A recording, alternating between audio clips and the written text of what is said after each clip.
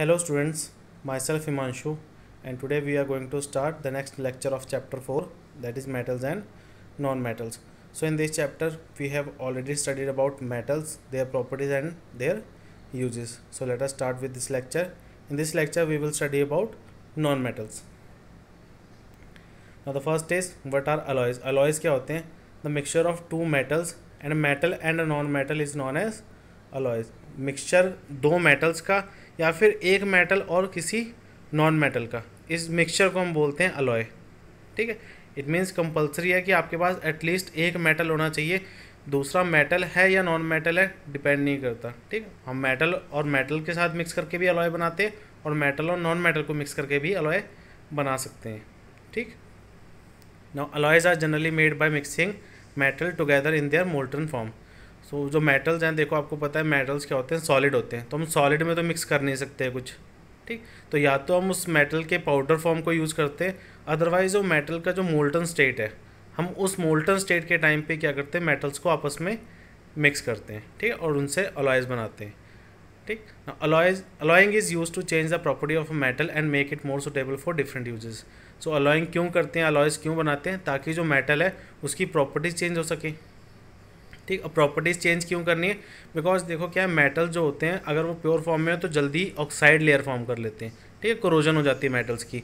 But अगर हमने क्या किया, उनसे अलॉयज बना दिए तो उनकी कोरोजन नहीं होती और वो ज़्यादा टाइम तक के लिए रह सकते हैं बिना ख़राब हुए. ठीक. सो अलॉय का एग्जाम्पल क्या है, स्टेनलेस स्टील. सिंपलेस्ट एग्जाम्पल है स्टेनलेस स्टील जो है वो एक अलॉय है. ठीक. और next is non metal. Non metals क्या होते हैं, ठीक. ऐसे एलिमेंट्स जो मेटल वाली प्रॉपर्टीज़ नहीं शो करते, वो सारे नॉन मेटल्स होते हैं. ठीक. Most of the non metals are very reactive and exist in the compound state. Mostly जो नॉन मेटल्स होते हैं वो रिएक्टिव होते हैं नेचर में. रिएक्टिव मतलब वो रिएक्ट कर देंगे किसी भी चीज़ से. ठीक. जो उनके आसपास कोई भी चीज़ अगर होगी और नेसेंट फॉर्म में एक नॉन मेटल पड़ा है तो वो रिएक्ट करेगा. मोस्टली रिएक्टिव नेचर के होते हैं. दैट्स वाई वो पहले से ही कंबाइंड स्टेट में होते हैं, मतलब पहले से ही वो किसी चीज़ के साथ रिएक्ट करके कोई कंपाउंड फॉर्म कर लेते हैं. ठीक. और next is occurrence of non metal. Non metals कौन से और कहाँ मिलते हैं. ठीक है ना. First is oxygen.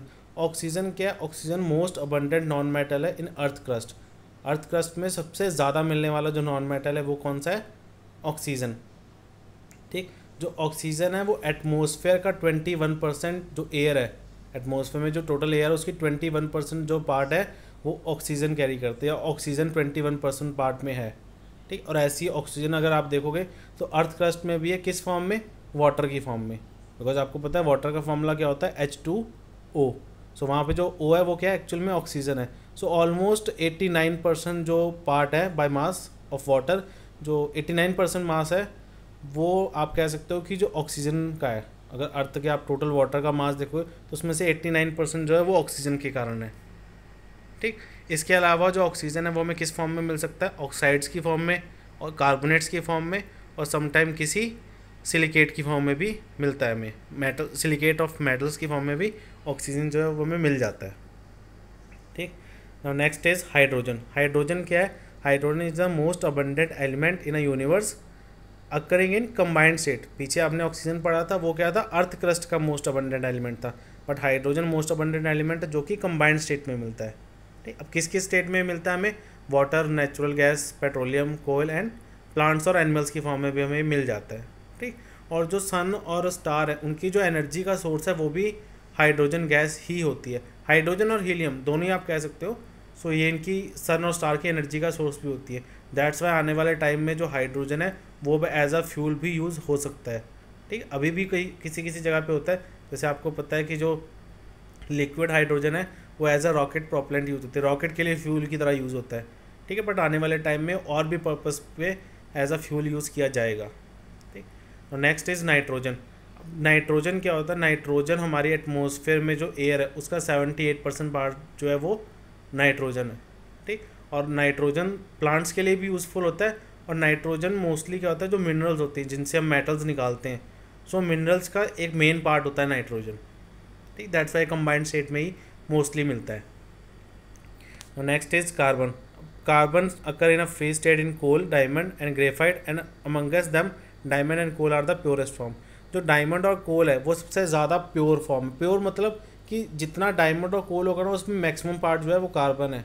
जैसे आप देख सकते हो कि जो कोल होता है उसमें 60 से लेकर 90% पार्ट जो होता है वो सिर्फ कार्बन होता है, ठीक। In the atmosphere it occurs in a combined state as carbon dioxide, while in earth crust it exist in as a carbonates of metal and as a fossil fuel in petroleum. It is also the central element of all living matter. तो atmosphere में तो जो carbon है वो carbon dioxide की form में होता है, कंबाइंड स्टेट में होता है, ठीक है।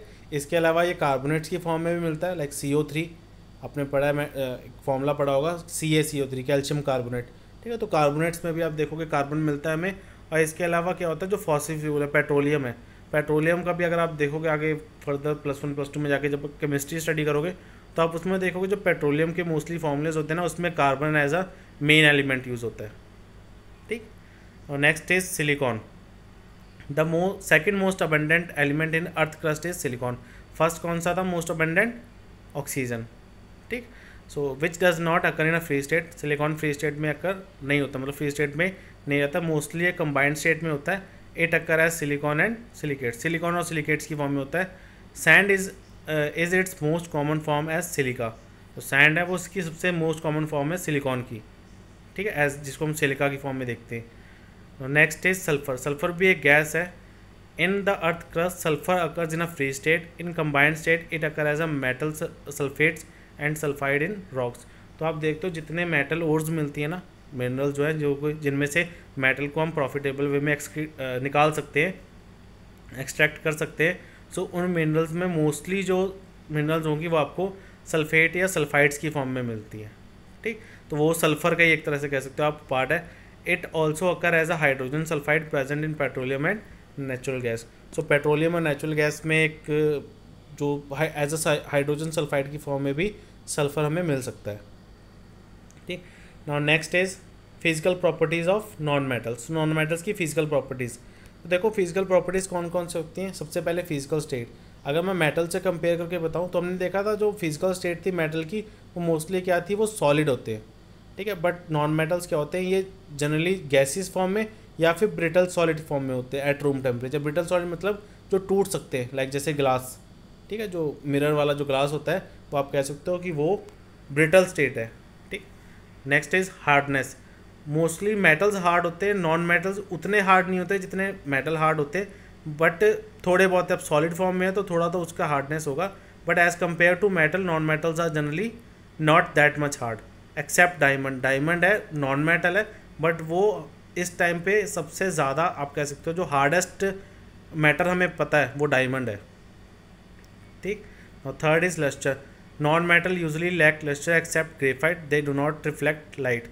नॉन मेटल्स में क्या होता है, शाइन नहीं होती। लस्टर मतलब क्या होता है, शाइन करना। सो नॉन मेटल में शाइन नहीं होती एक्सेप्ट ग्रेफाइट। ग्रेफाइट एक ऐसा नॉन मेटल है जो शाइनी होता है, ठीक।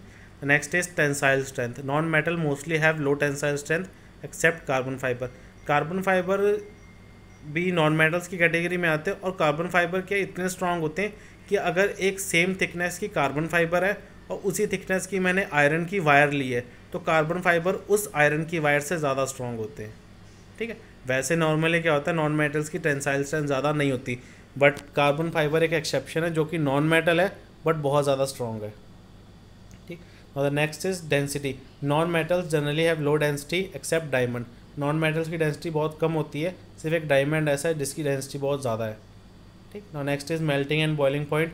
Most of the non metals have low melting and boiling point accept carbon, silicon and boron. Mostly non metals आप देखते हो कि रूम टेम्परेचर पे क्या होते हैं, गैसेस फॉर्म में।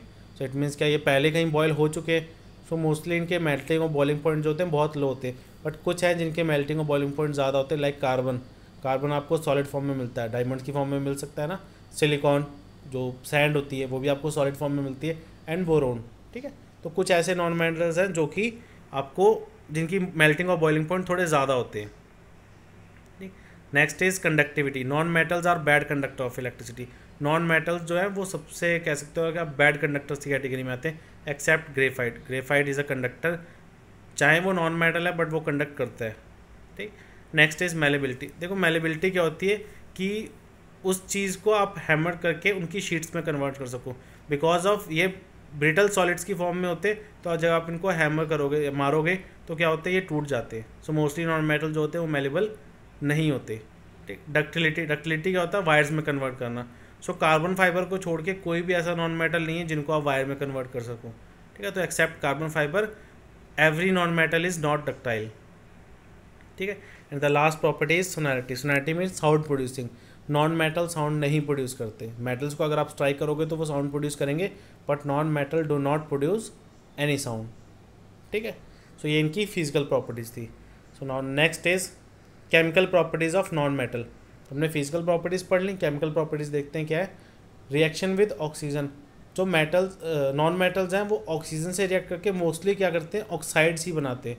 नाउ फर्स्ट जो आपको देख सकते हो जो इक्वेशन लिखी है वो क्या है, सल्फर और ऑक्सीजन की रिएक्शन है कि सल्फर ऑक्सीजन से रिएक्ट करके क्या करता है, सल्फर डाइऑक्साइड गैस बना लेता है, ठीक है। और जब ये रिएक्ट करता है उसमें क्या होता है, उसमें पेल ब्लू कलर की फ्लेम्स निकलती हैं, ठीक है। ब्लू शेड में जो होती है वो फ्लेम्स निकलती हैं, ठीक।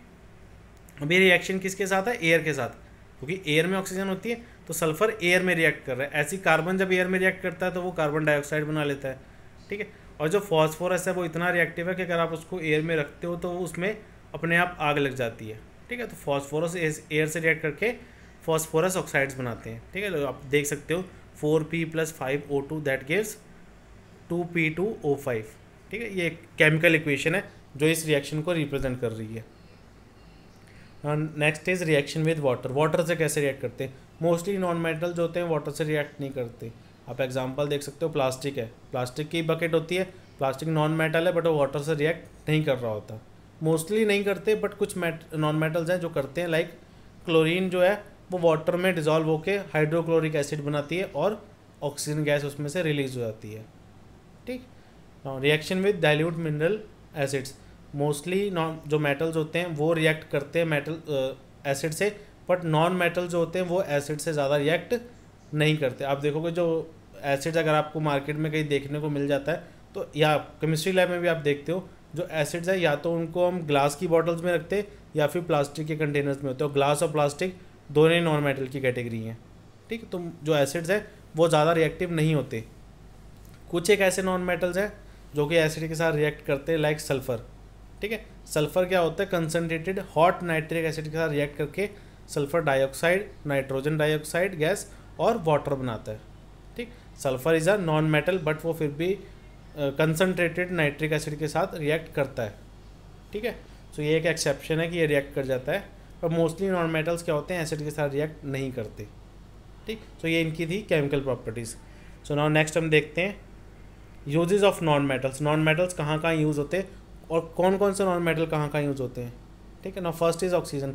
हमें पता है ऑक्सीजन क्या हमारे लिए सबसे इंपॉर्टेंट है, बिकॉज हम उसके से जो रेस्पिरेशन हम करते हैं वो उसमें ऑक्सीजन सबसे मोस्ट इंपॉर्टेंट रोल प्ले करता है, ठीक। So oxygen is one of the most important non metal for almost all living things. It is useful to us in following ways. बहुत सारे वेज में इंपॉर्टेंट है। Almost all living things include our self need oxygen for respiration. हमारे को include करने के बाद और भी जो एनिमल्स और प्लांट्स हैं जो कि लिविंग्स कैटेगरी में आते हैं उनको ये एज अ रेस्पिरेशन के लिए ज़रूरी है। All combustion processes require oxygen. जलने के लिए ऑक्सीजन रिक्वायरमेंट है, ऑक्सीजन की रिक्वायरमेंट होती है, ठीक है। तो किसी भी जलने की प्रोसेस के लिए जो ऑक्सीजन है वो ज़रूरी है। It is use for the extraction of metal from their ore. और उनकी ओर्स में से मेटल्स को निकालने के प्रोसेस में भी ऑक्सीजन को यूज़ किया जाता है, ठीक है। और नेक्स्ट इज सल्फर। सल्फर कहाँ का यूज़ होती है, it is use to treat rubber which make it hard enough to be use in tyres. तो सल्फर का यूज़ किया जाता है टायर्स की रबर बनाने में। टायर्स की जो रबर होती है थोड़ी हार्ड होती है, तो वो रबर बनाने में सल्फर का यूज़ किया जाता है। It is use as a insecticides और fungicides to kill harmful pest और फंगी। तो फील्ड में क्या होता है, जो खेत होते हैं उनमें इंसेक्टिसाइड और फंगीसाइड्स के फॉर्म में सल्फर को यूज़ किया जाता है। Because of its fungicidal property it is also use in skin ointment.